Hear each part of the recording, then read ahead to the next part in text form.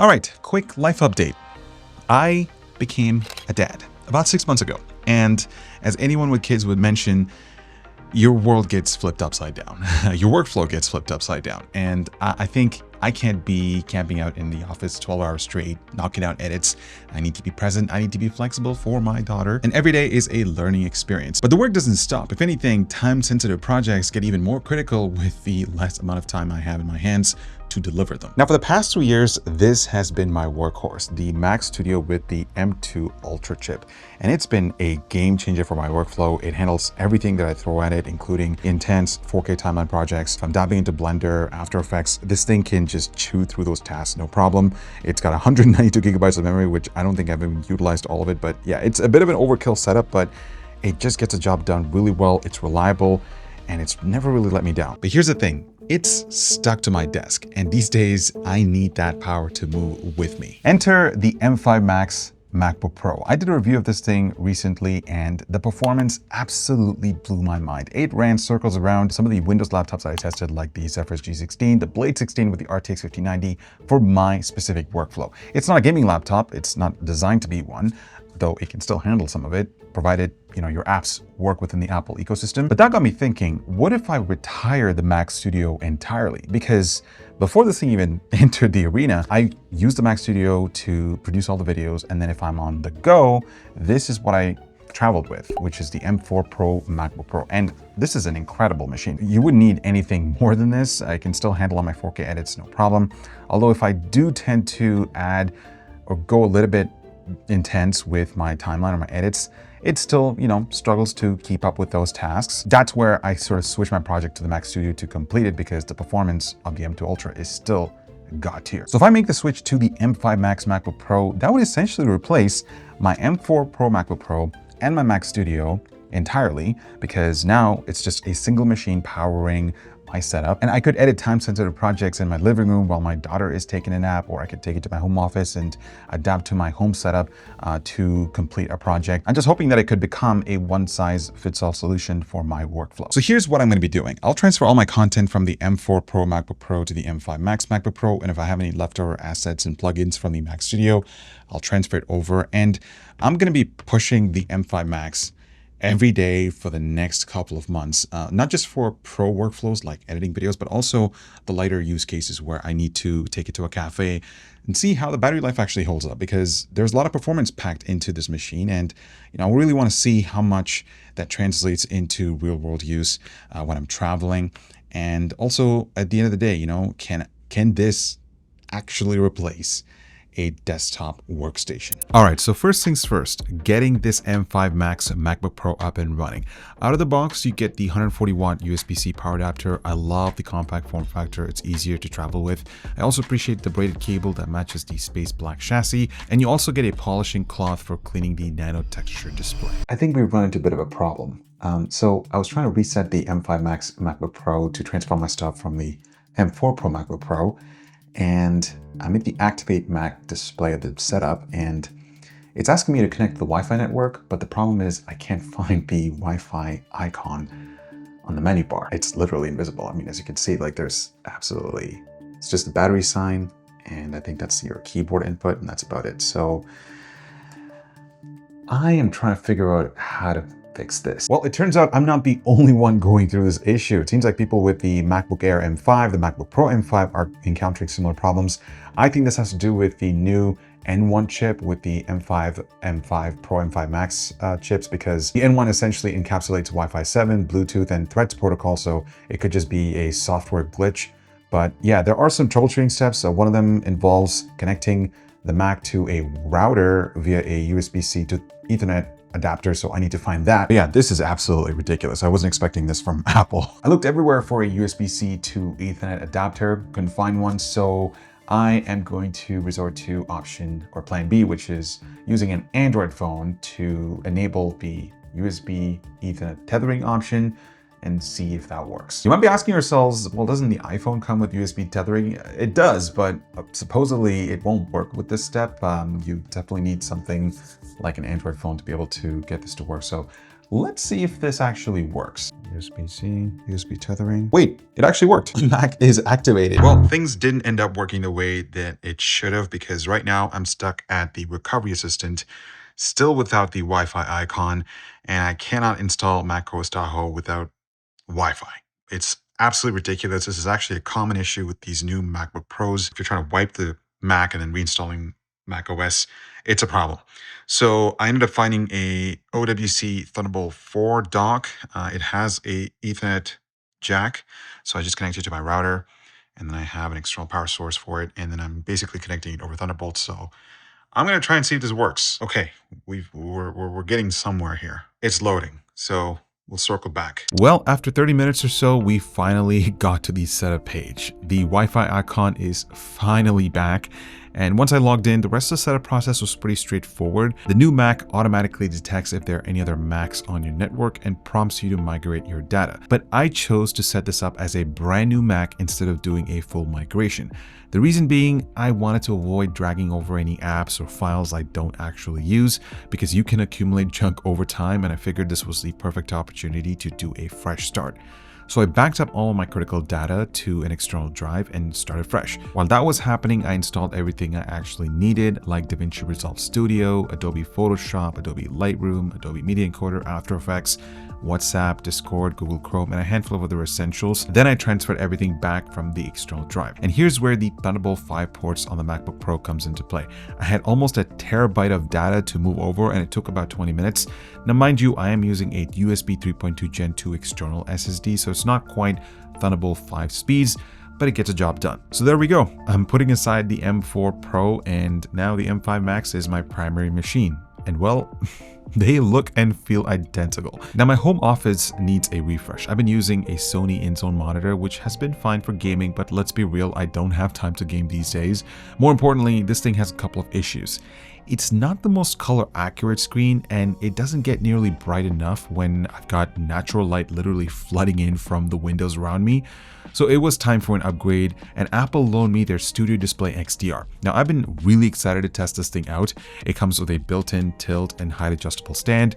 The one quirk is that the power cord is permanently built into the monitor. It's not removable, so if I break it, well, that's going to be an expensive repair. But honestly, for something that you just set up once and forget about, I don't mind it at all. I then added a small shelf for accessories and a charging stand for my phone. Here's the thing about having both a MacBook Pro and a Studio Display. You can technically run them both from a single Thunderbolt 5 cable, but you still need to connect your keyboard, your mouse, your phone charger, maybe storage drives. It can get messy very quickly, and the MacBook Pro doesn't have a lot of ports to work with. So huge thanks to Anker for partnering with us and sending me their Prime Thunderbolt 5 dock.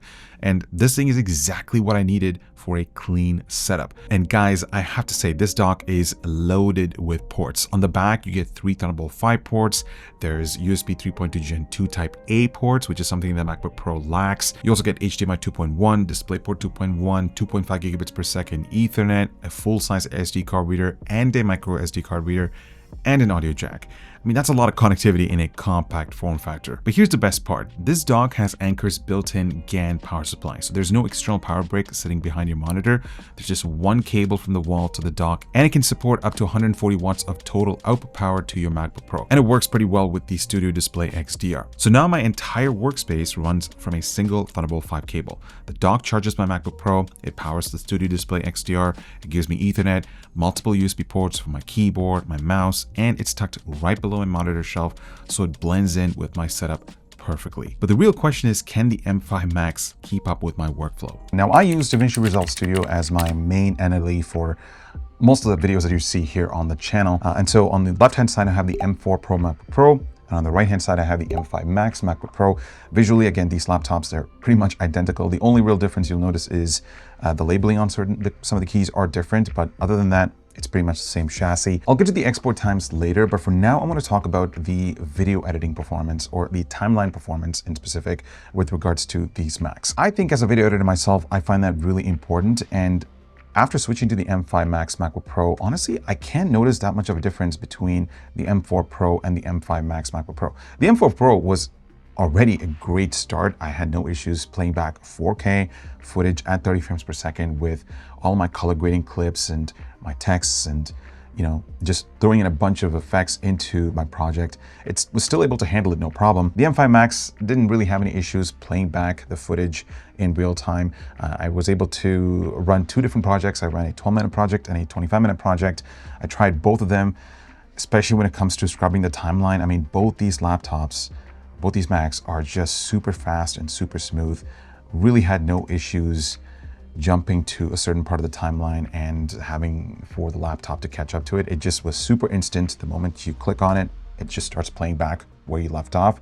And that is what I look for in a laptop. The M2 Ultra in the Mac Studio is a beast. I had no issues with playback on that thing, but I really wanted to see if the M5 Max was any different. But honestly, yeah, I couldn't find a difference between the M4 Pro and the M5 Max in real-time playback performance. But things take a different turn when it comes to export times, because the M5 Max MacBook Pro is almost 60% faster than the M4 Pro MacBook Pro.